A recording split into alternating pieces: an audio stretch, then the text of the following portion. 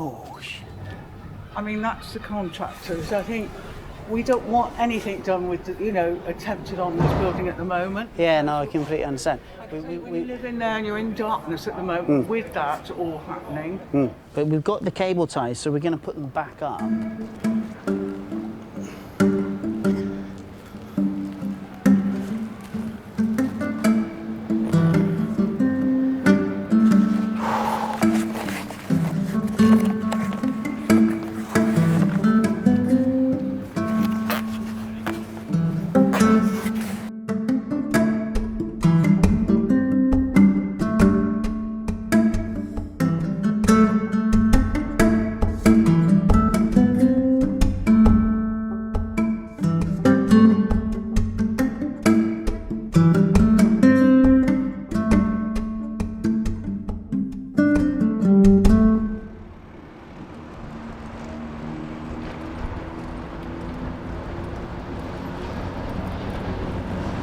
Almost gone, almost gone.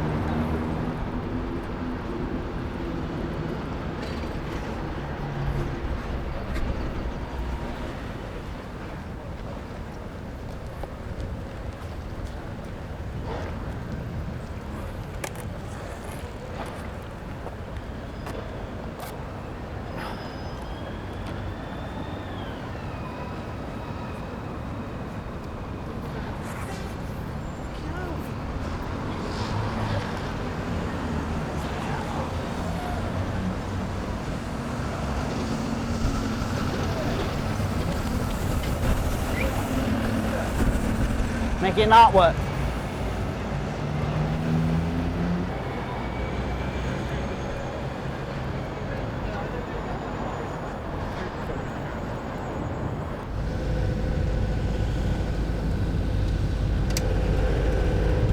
Pre-COVID, my main income was through walking tours, through showing people around Bristol. But I actually sold a tour. I sold my main tour and was kind of living off the profits from that. And I also sold a flat and I was kind of living off the profits of that. and just making artwork, but I don't make things that you can sell very easily. It's something I'm trying to address, but most of the things that interest me are not things which you can sell, really.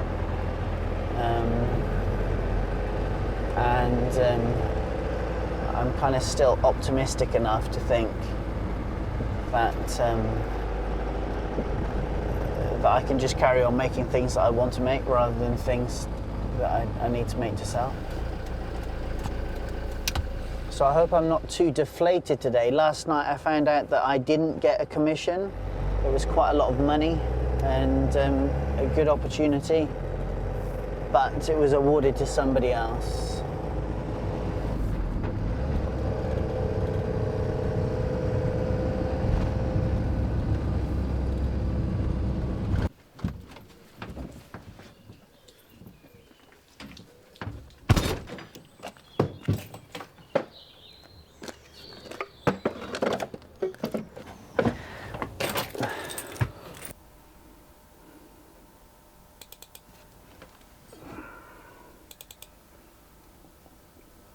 This is my son, Kimmy. He doesn't seem to have too much artistic drive, but I don't want to encourage it.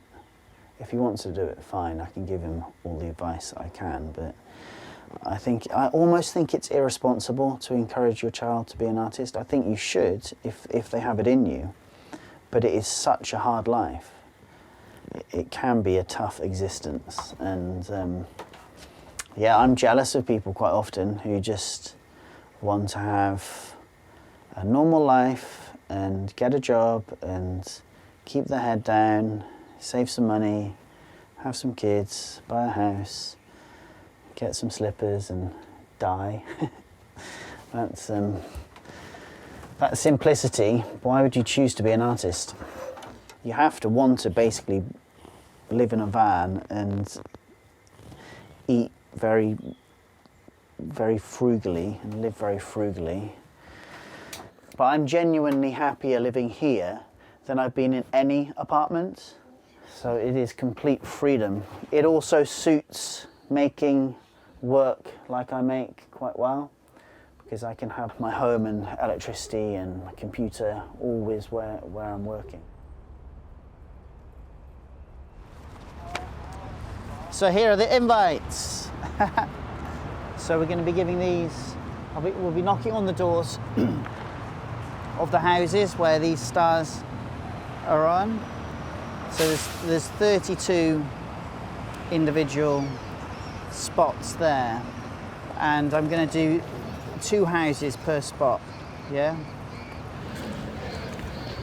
This is one of the amazing things about artworks, is that they give you an excuse to go and do something completely out of the ordinary.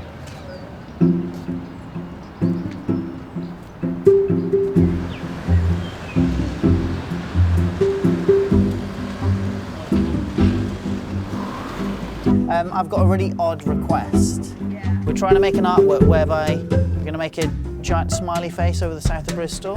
Basically, each one of these lights is a mirror reflecting the sun. Great. I'll drop you a mirror around. Okay. Here's a flyer. Yeah, if you can do that, that would be great. Perfect. Thank you. Cheers.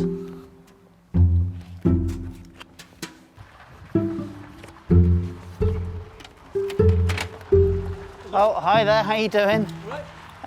Sorry to disturb you. I've got a strange request. I'm an artist.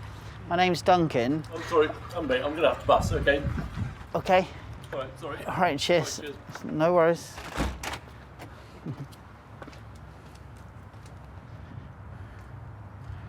Right. Doesn't like artists. Try next door. Maybe it's because I had the mask on.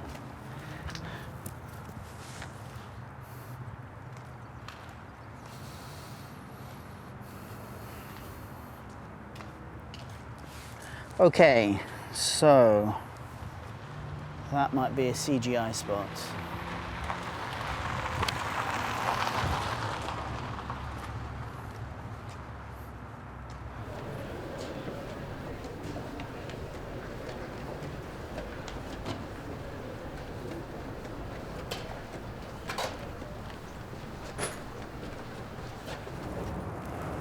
Yep, we'll have that.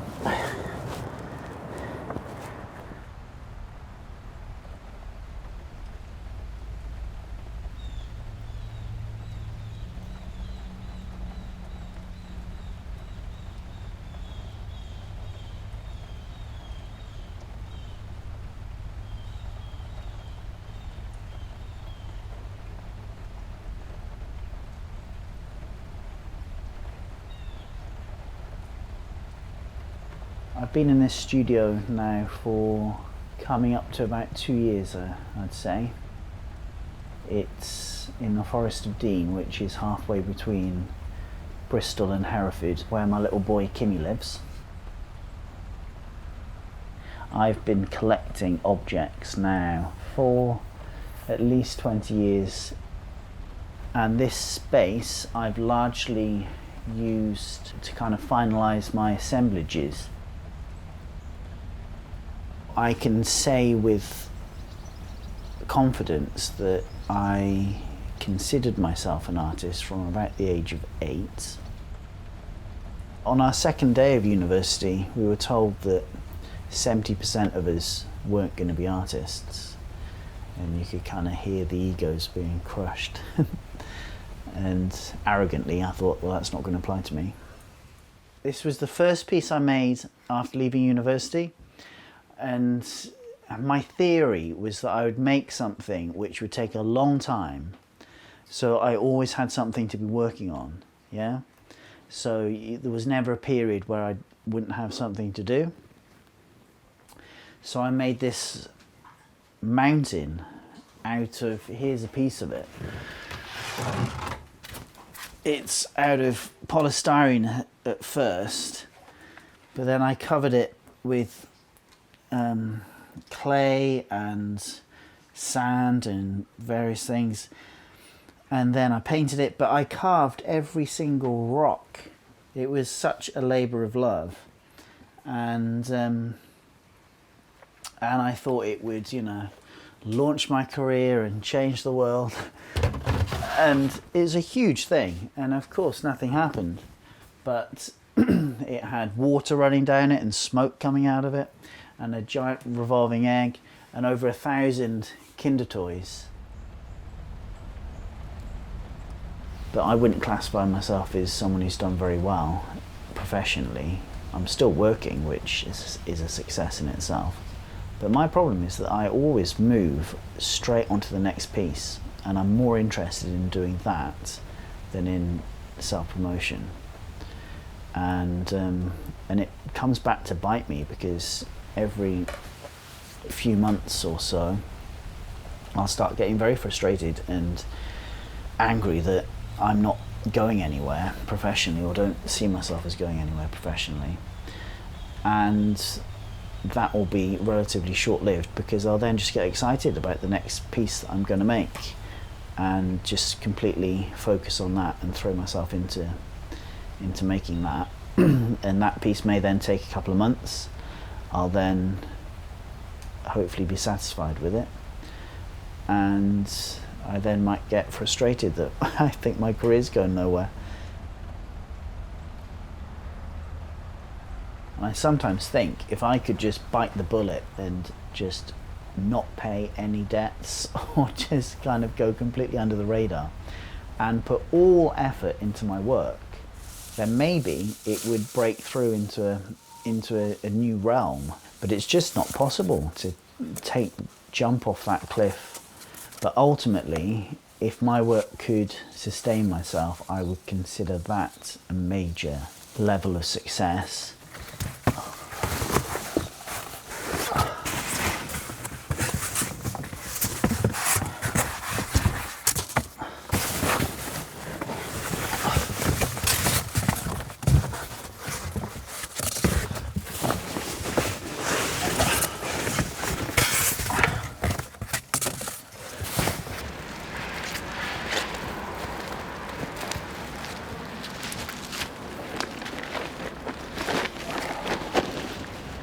Well, Kim's, I'm with my 2 Chinese friends now, and they're looking forward to hearing your Chinese, so you better get practicing with Mama.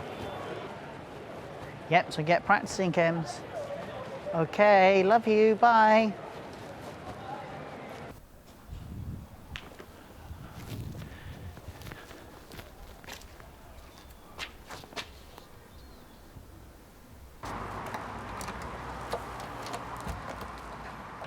Hi. Hi again. How are you? Have a mirror. Very well, thanks. How are you? Yeah, good. That guy was just saying that he works with children with learning difficulties, and that it's inspired him to do a project with mirrors with them, which is fantastic. And if nothing else, walking around the streets, knocking on doors, has inspired someone to do a project with vulnerable children who are going to benefit from playing with mirrors. We created some positivity in the rain. Come on then. Okay, I found socks, Kems. Yeah. Right, let's go. Yeah, we're going to do a rocket. It's too far. We'll have to sit in the buggy. Well, we could take Haolin in the buggy if you want to. Yes, and after. If it goes to 5, 4, 3, 2, 1. Press it. Action! Hold it.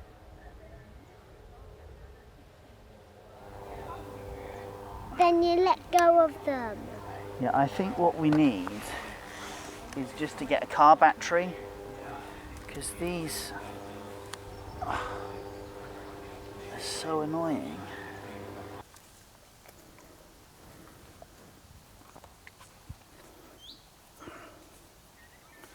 Really, we want a crocodile clip to go on here.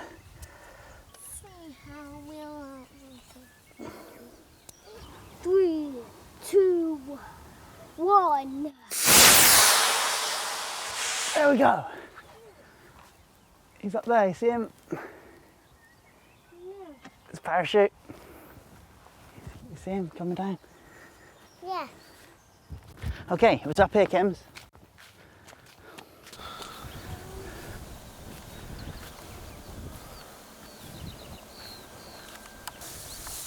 Keep going.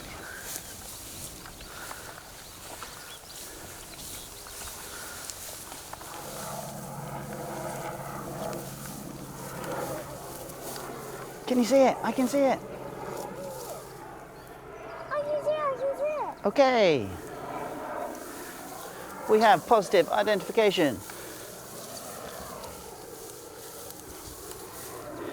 Hooray! Rocket intact. Yeah. Right, should we go into two-wheel drive? Two-wheel drive. Yeah, now we pull that up. You want to do it? Push it up. Okay.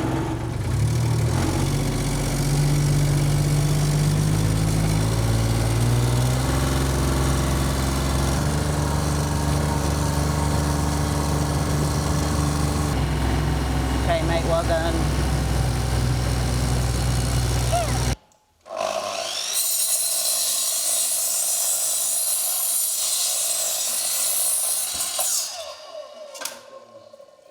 I've heard it said that you already have a partner as an artist. Your work is your partner. Your work has to be nurtured like a child, has to be nurtured like a wife or a girlfriend. Oh wow, Kems, if you go over the whole thing now in that, it blends it together really nicely. Press hard though, really hard. And this one. And that one. It's a pen battle. Me, Duncan and Kimmy, and I don't know whether we're a family, but we're definitely committed co-parents to Kimmy. Okay, now let's do swirls like that. Duncan's with another woman now, a lady from America, name begins with E. I'll leave it at that. She's sweet, intelligent, beautiful, and I think one of the hardest things in life is. Is just accepting that you're not perfect and other people will be able to do things better than you, and that is a fact of life. And I think you feel a big sense of relief when you finally kind of come to terms with that you can't be everything to a person. He's a very committed father, and it's very important to him. I don't think he wants to be dulled or ever get too comfortable. Do you know, I don't know whether Duncan will ever want to be comfortable. Do you know what I mean? I've told him I've got an armchair ready for him if he ever wants to be comfortable. But I don't know whether he'll ever want to be comfortable. His artwork means so much to him as well, but I'm sure he would say that Kimmy's the most important thing to him.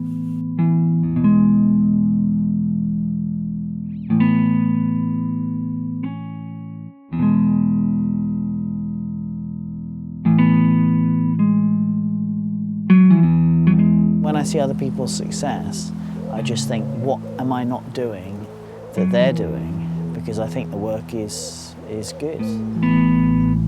To still be working 20 years after graduating from university and still be passionate about your work, I undoubtedly hold that out to be a mark of success.